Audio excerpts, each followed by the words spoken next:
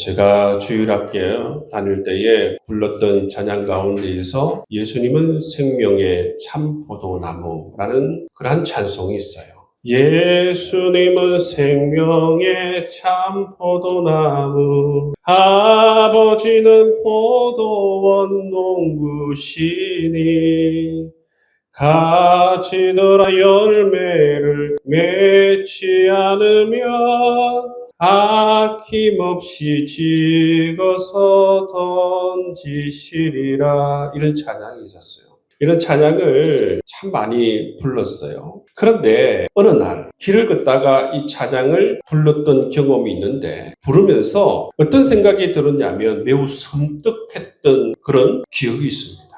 왜냐하면 이전에는 아주 어릴 때는 별 생각 없이 부르다가 이 가사가 들어오는 길을 걷다가 이 찬양의 음률을 보면 굉장히 해맑고 뿐만 아니라 음률이 굉장히 밝잖아요. 근데 여러분, 가사 내용을 보면 어떤 게 있어요? 가사 내용이 너무 무서워요. 가지더라 열매를 맺지 않으면 아낌없이 찍어서 던지시리라. 이 가사를 부르다 보니까 너무 무서웠던 그 기억이 있어요. 오늘 본문 15장 1절에서 2절 말씀을 보셔도 비슷한 메시지가 있어요. 나는 참 포도나무요, 내 아버지는 농부라. 물은 내게 붙어 있어 열매를 맺지 아니하는 가지는 아버지께서 그것을 제하여 버리시고, 열매를 맺는 가지는 더 열매를 맺게 하려 하여 그것을 깨끗하게 하시느니라. 여기 보시면 제거해 버리신다 말씀하잖아요. 그죠? 제거해 버리신다. 이 말씀을 들으면 이 말씀이 무섭게 다가오지 않습니까? 그리고 제가 이 말씀을 준비할 때에 이 본문을 선택하고 나서 여러 가지 책도 보고 주석서도 보고 뿐만 아니라 강해서도 보고 또 다른 분들은 어떻게 설교하였는가 그 영상들을 보는데, 이번 주에 이 제목을 가지고 설교하신 분들의 영상을 보는데 두 분이 이 부분에서 어떻게 해석을 하느냐 하면, 우리 개역 개정판에는 제거해버리신다 이렇게 번역하고 있잖아요. 그렇죠? 우리 성경에는 그렇게 번역되어져 있는데, 이분들은 어떻게 번역하고 있느냐 하면 이 부분을 해석할 때에 그 가지를 잡아 들어 올리신다 이렇게 번역하는 거예요. 저는 그 번역을 보고 동의가 안 되었습니다. 물론 이렇게 해석하여서 적용하면 은혜스러운 해석이 될 수가 있어요. 어떻게 해서 은혜스러운 해석이 되느냐 하면, 그분들은 말씀은 이렇습니다. 이 포도나무 가지가 늘어져 가지고 땅바닥에 이렇게 깔려져 있는 것이죠. 그래서 이 가지들이 여러 요인에 의해서 열매를 맺지 못한다는 거예요. 그래서 이것을 들어 올려주면 열매를 많이 맺을 수 있는 그런 환경을 만들어준다. 그래서 이 부분을 일컬어서 그 가지를 잡아 들어 올리신다, 그렇게 번역하는 것을 볼 수가 있어요. 그렇게 번역하면 어떻습니까? 은혜스러운 해석은 될 수 있고 은혜스러운 설교는 될 수 있겠죠. 중요한 건 뭡니까? 성경은 정확하게 번역하는 게 중요합니다. 여러분도 만약에 예를 들어서 그 해석이 권위 있는 해석인가 또는 정확한 해석인가를 판단할 때에 어떻게 하면 좋은가 하면, 여러분, 성경을 번역하는 데가 여러 군데가 있습니다. 예를 들어서 출판사에서 번역하는 성경도 있어요. 두란노 출판사 같은 출판사에서 번역하는 성경도 있고, 공인 성경은 어디에서 번역하는가 하면 대한성서공회에서 번역해요. 대한성서공회에서 번역하는 성경을 일컬어서 공인 성경이라 하고, 이 성경은 누가 번역하는가 하면 그 분야에서 가장 뛰어난 학자들이 번역하는 것입니다. 대한성서공회에 들어가시면, 여러분, 우리가 지금 보고 있는 게 개역 개정판이에요. 그죠? 개역 개정판. 그 다음에 또 어떤 성경이 있습니까? 표준 세번역이라는 또 성경도 있고 공동 번역이라는 성경이 있습니다. 그래서 이 개역 개정판의 해석 또는 표준 세번역의 해석 또 공동 번역의 해석이 어떻게 되어져 있는지를 먼저 체킹해 보세요. 왜 체킹하는 게 중요하냐면, 이것을 번역한 분들이 한국에서 제일 성경에 능통하신 분들이 그렇게 번역해 놓으신기 때문에 가장 권위 있는 해석이라고 할 수가 있어요. 또는 제 같은 경우에는 이 한글 번역판뿐만 아니라 영어 번역판도 권위 있는 여러 가지 번역본을 봐요. 그리고 또 보는 게 뭐냐 하면 권위 있는 주석서들입니다. 권위 있는 주석서. 그 분야에서 가장 뛰어난 학자들이 쓴 주석서를 봅니다. 거기 다 찾아봐도 권위 있는 주석서 가운데 WB 주석을 쓴 비슬립 머리의 번역을 보아도 기존의 의미대로 우리가 지금 읽은 대로 개정판에 해석한 대로 쁜 가지를 제거한다. 그렇게 번역하고 있는 것을 볼 수가 있습니다. 왜 제가 이 말씀을 드리냐 하면 여러분들도 설교를 여러 군데서 들을 수 있잖아요. 그죠? 듣는데 만약에 저 말씀이 조금 이상하다라고 생각이 들 때에 제가 말씀드린 것처럼 가장 권위 있는 기관인 대한성서공회에서 번역한 개역개정판이나 표준세번역이나 공동번역을 보시면 그 해석이 가장 중요한 번역이기 때문에 그 번역을 따라가시면 여러분 좋습니다. 제가 이 말씀을 준비하면서 여러 명의 목사님의 이 설교를 듣는 가운데서 두 분이 이 가지를 들어 올리신다 이렇게 해석하고 있어요. 끝내 제가 찾아본 결과는 뭐냐 하면 이것은 기존의 의미대로 어떻게 번역하는 게 좋다고 할 수가 있습니까? 그것을 제거해 버리신다. 이렇게 번역하는 것이 좋다는 것입니다. 제가 이 금요일날 오전에 이걸 가지고 실험했는데 오전 3시간이 그냥 지나갔어요. 머리는 지끈지끈 아프고 이분들의 해석이 정말 이런가 쭉 찾아봤는데 결론은 뭡니까? 기존의 해석대로 따라가는 게 좋다라는 것입니다.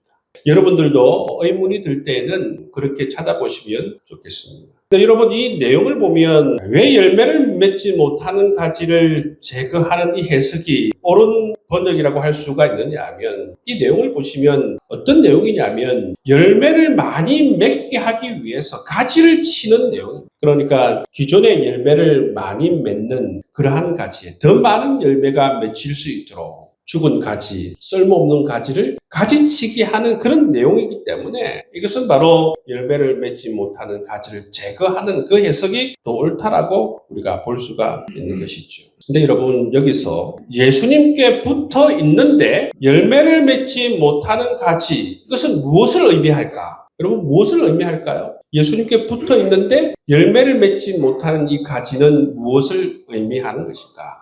그럼 누가 보더라도 저 사람은 예수님께 붙어 있어. 그런데 실상은 어떻다는 것입니까? 실상은 예수를 믿지 않는 그런 사람을 의미하는 것입니다. 그 대표적인 사람이 누구냐면 가룟 유다. 누가 보더라도 가룟 유다는 예수님의 제자로서 예수님께 붙어 있는 듯해 보였습니다. 그렇지만 가룟 유다는 예수님을 메시아로 믿지 않았어요. 구원자로 믿지 않았어요.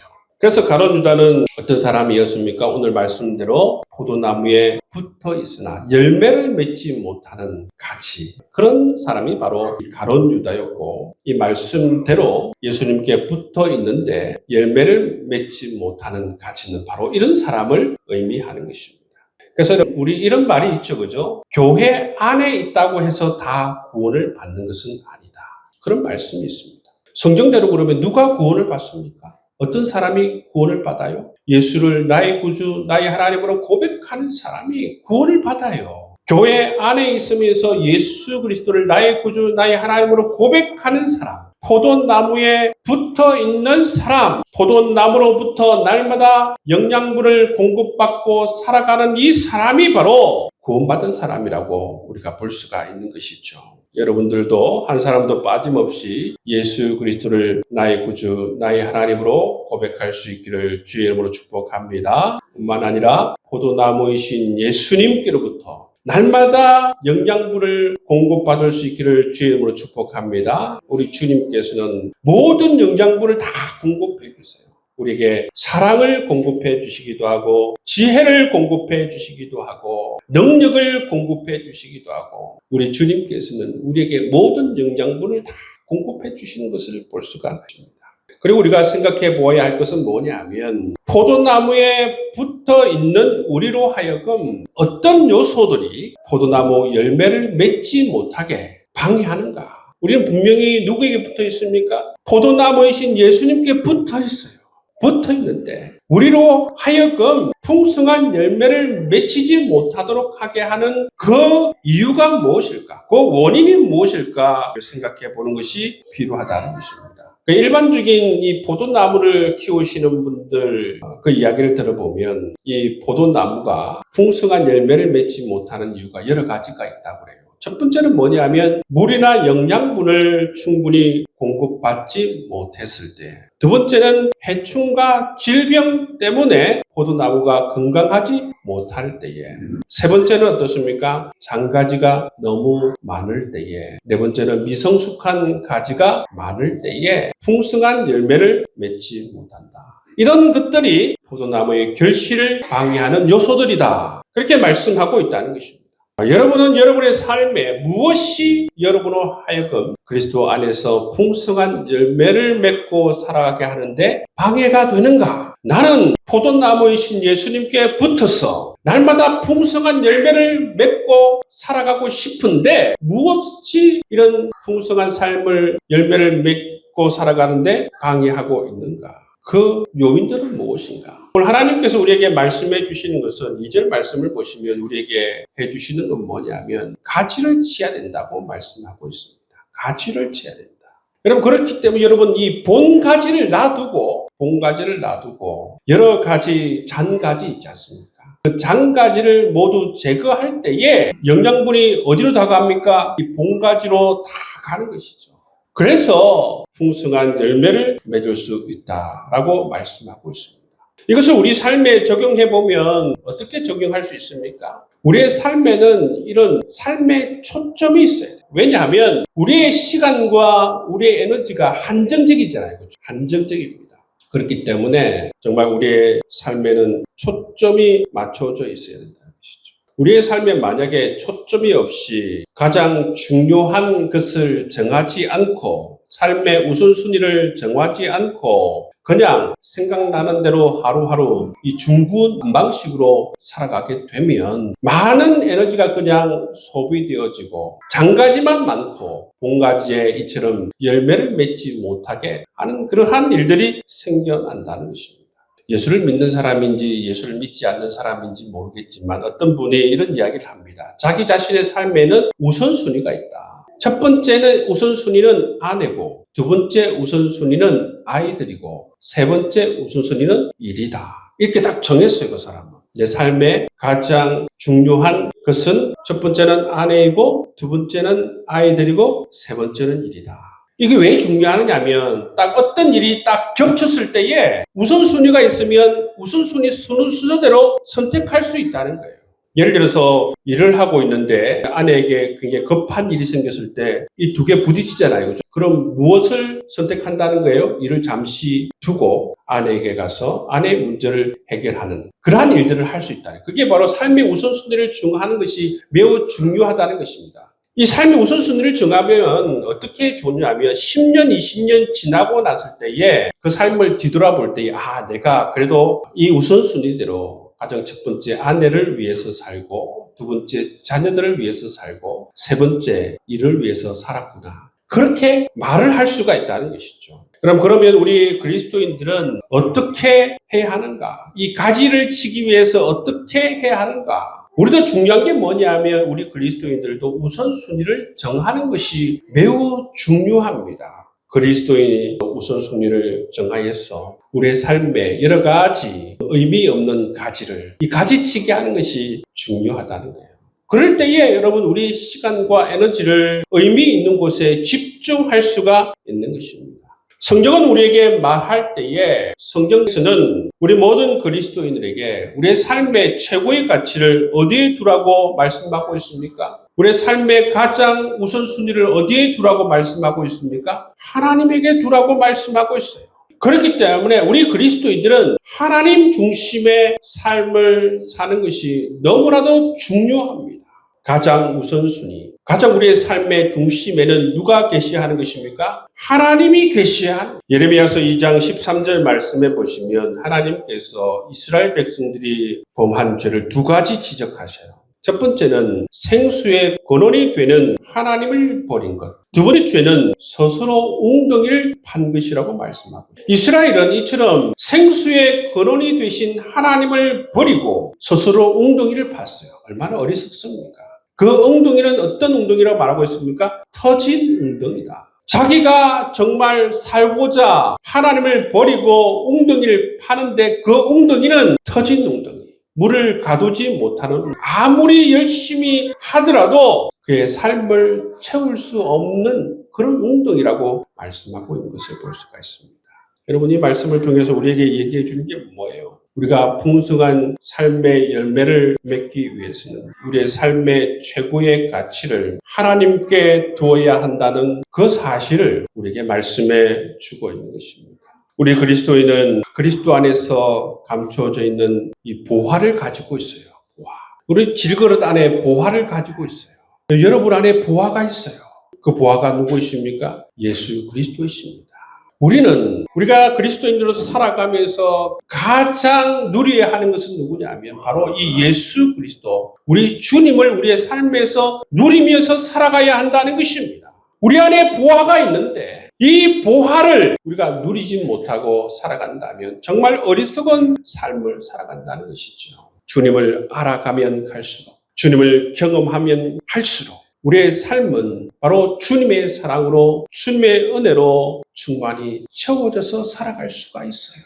여러분, 우리가 어디로부터 충만한 사랑을 경험하고, 어디로부터 충만한 은혜를 경험하고, 어디로부터 충만한 이 축복과 행복감을 경험할 수 있어요? 가장 중요한 것은 바로 우리 안에 있는 보화 대신 예수 그리스도로부터 여러분 날마다 이 충만한 은혜와 사랑을 누릴 수 있다는 거예요.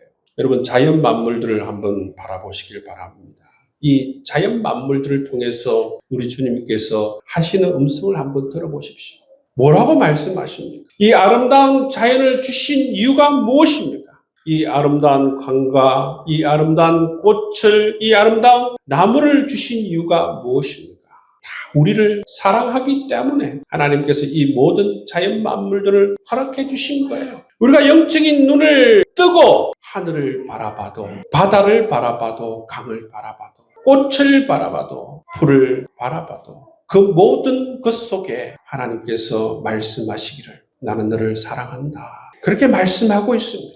모든 자연 만물들을 통해서 하나님께서는 나를 사랑한다. 그렇게 말씀해 주신 것을 우리가 볼 수가 있는 것입니다. 그래서 여러분, 주님께서 우리를 사랑하시는 이 사랑의 기쁨과 이 주님께서 주시는 이 놀라우신 은총, 여러분 이것을 우리가 세상에 빼앗기지 않길 주의 이름으로 축복합니다. 주님을 빼앗기고 세상의 것을 얻는다면 어리석은 사람이에요. 주님을 우리가 빼앗기지 않고 주님을 누리게 되면, 주님의 사랑을 누리고 주님의 은총을 누리게 되면 어떻게 합니까? 열매를 맺는 자에게 더 많은 열매를 허락해 주신다 말씀하고 있어요.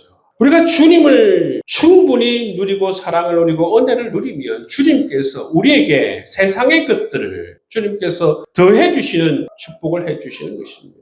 너희는 먼저 그의 나라와 그 의를 구하라. 그리하면 이 모든 것을 너에게 더하시리라. 여러분, 우리가 주님을 구하고 주님을 찾고 주의 사랑을 누리고 살아가면 주님께서 우리가 세상에서 살아갈 모든 것을 책임져 주신다 말씀해 주고 있는 것입니다.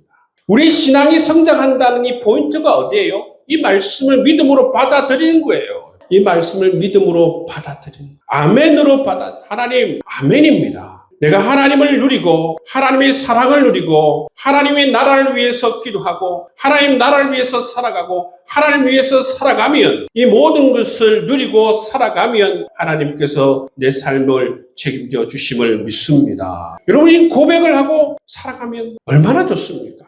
근데 이 고백을 하지 못하고 터진 웅덩이를 만들고 스스로 웅덩이를 파면서 살아가면 다 이런다는 거예요. 하나님도 잃고 내가 얻고자 하였던 세상의 것들도 잃어버리는 그 어리석음을 범하는 것을 볼 수가 있습니다. 여러분, 주님을 누려야 하는 것이죠. 여러분, 주님을 누릴 수 있기를 주의 이름으로 축복합니다. 우리의 삶에는 어제 말씀드린 것처럼 우리의 시간은 한정되어져 있고 우리 에너지는 한정되어져 있어요. 일도 해야 되고 취미생활도 해야 됩니다. 다 좋습니다. 저도 일도 하고 저도 나름대로 취미생활도 합니다. 취미생활이라고 하는 것은 태화강을 걷는 거, 그게 제 취미생활이지만, 근데 중요한 것은 뭐냐면 여러분, 이 밸런스가 있어요. 모든 시간과 모든 에너지를 모든 일과 내 취미생활에만 쓰는 것은 여러분, 그것은 밸런스가 맞지 않아요.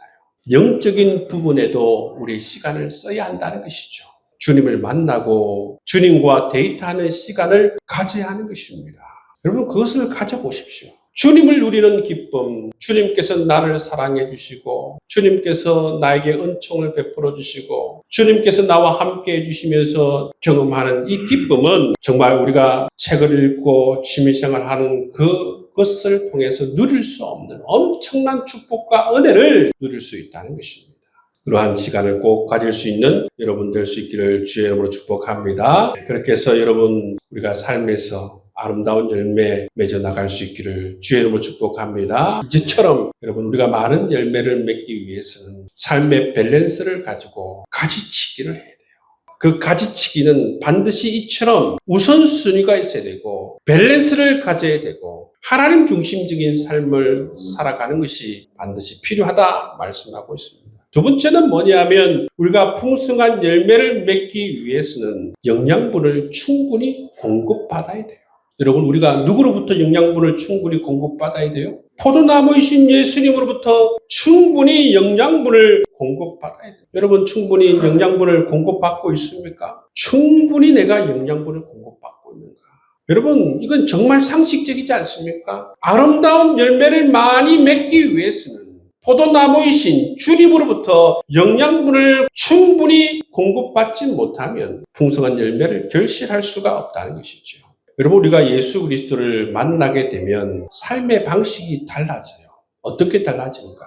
예수 그리스도를 만나지 못했을 때 우리 세상을 살아가는 삶의 방식은 어떤가 하면 그때는 포도나무이신 예수님으로부터 우리는 분리된 상태였지 않습니까? 포도나무이신 예수님부터 분리된 상태였기 때문에 예수님으로부터 무한한 이러한 영향을 공급받지 못한 삶을 살아가게 됐죠. 결국 어떻게 살아가는 것입니까? 소위 말하듯이 자기 주먹을 믿고 살아가는 것이죠. 자기 주먹을 불끈 쥐고 스스로 최선의 힘을 내어서 자기 모든 에너지를 짜서 그렇게 살아가는 것이 바로 예수를 믿기 전에 우리의 삶의 방식이에요. 그럴 수밖에 없습니다. 왜냐하면 포도나무이신 예수님부터 분리되어졌기 때문에 자신의 힘을 믿고 살아갈 수밖에 없는 것이지요. 그런데 여러분 예수를 만나게 되면 어떻게 됩니까? 우리가 예수님을 만나게 되면 예수님의 십자가 대속의 은총으로 죄사함 받고 포도나무이신 예수님께 접붙임을 당해요. 예수님께 붙게 된다는 거예요. 붙게 되면 뭐가 달라지는 것입니까? 이제는 스스로 힘으로 살지 않아도 돼요. 어떻게 살아가게 되는 것입니까? 예수님께서 매일매일 공급해 주시는 영양분을 먹고 살아갈 수 있는 은총이 우리에게 주어지게 된다는 거예요. 그게 우리가 달라진 삶이에요. 예수를 만나기 전과 예수를 만난 이후에 달라진 삶, 그 축복이 바로 우리에게 주어지는 것입니다. 근데 예수님께서 공급해 주시는 이 은혜는 유한한 은혜가 아니고 무한적으로 하나님께서는 우리에게 은혜를 공급해 주세요. 주님께서 주시는 것은 무엇을 주시는가? 주님은 우리에게 사랑을 공급해 주세요. 주님의 사랑을 공급해 주세요. 여러분 우리가 주님의 사랑을 계속 공급받게 되면 정말 우리가 눈으로 뜨고 보고 있는 모든 자연 만물들을 통하여서 주님께서는 너를 사랑한다. 내가 너를 사랑한다. 이 꽃을 통하여서도 내가 너를 사랑한다. 내가 너를 얼마나 사랑하는 줄 알지. 저 아름다운 하늘을 봐. 저 아름다운 별들을 봐라. 내가 너를 사랑한다는 증거다. 여러분 우리가 삶을 살아가면서 이 주님의 사랑을 계속 무한정 공급받을 수가 있는 것이죠. 뿐만 아니라 주님께서는 포도나무를 통해서 지혜를 공급해 주세요. 삶을 살아가는 지혜를 공급해 주시는 것입니다. 그리고 우리에게 생명을 공급해 주시고 주님께서는 건강도 공급해 주시고 놀라우신 우리의 삶의 모든 필요들을 주님께서 포도나무 뿌리로부터 모든 영양분들을 우리의 가치에게 공급해 주시는 것을 볼 수가 있는 것이죠. 여러분 그렇기 때문에 어떤 사람이 가장 어리석어요? 어떤 사람이 가장 어리석어요? 우리가 그리스도인이 된 이후에도 예수를 만나기 전처럼 내 주먹 불끈 쥐고 내 힘으로만 살아가려고 하는 사람, 그 사람이 가장 어리석은 사람이에요. 불쌍한 사람이에요. 여러분 예수님께서는 우리의 포도나무가 되어주시고 우리의 정체성이 뭡니까? 우리는 포도나무의 가지예요. 가지가 되었어요. 가지가 분리된 상태가 아니라 가지가 되었습니다. 가지가 되었기 때문에 우리에게 주어진 축복은 뭡니까? 이 포도나무로부터 무한정 영양분을 공급받을 수 있는 그런 축복이 우리에게 주어졌다라는 사실입니다. 풍성한 열매를 맺기 위해서, 그리스도인으로서 풍성한 열매를 맺기 위해서 이처럼 주님으로 날마다 여러분 이 영양분을 공급받을 수 있는 여러분 될 수 있기를 주로 축복합니다. 그래서 아침에 일어났을 때 여러분 어떻게 기도하면 좋습니까? 예수님, 오늘도 나에게 지혜를 공급하여 주옵소서, 사랑을 공급하여 주옵소서, 주님 저에게 오늘 생명력을 공급하여 주옵소서, 건강을 더하여 주옵소서. 여러분 이런 기도를 하고 여러분 하루를 살아가 보십시오. 주님이 없는 사람처럼 또 하루를 살아갈 때 내 힘으로만 살지 말고 지금 오늘도 하루를 살아갑니다. 저에게 지혜를 다하여 주시고 사랑을 공급하여 주시고 은총을 다하여 주셔서 주님이 주시는 사랑으로 오늘 하루도 살아갈 수 있도록 인도해 달라고, 그렇게 기도하고 살아갈 수 있는 여러분의 삶이 되어줄 수 있기를 주의 이름으로 축복합니다. 우리 예수님은 포도나무예요. 우리는 가지입니다. 가지가 풍성한 열매를 맺기 위해서는 첫 번째 어떻게 해야 된다고 했습니까? 가지를 치어야 된다고 했습니다. 두 번째 어떻게 해야 된다고 했습니까? 영양분을 충분히 공급받아야 된다고 했습니다.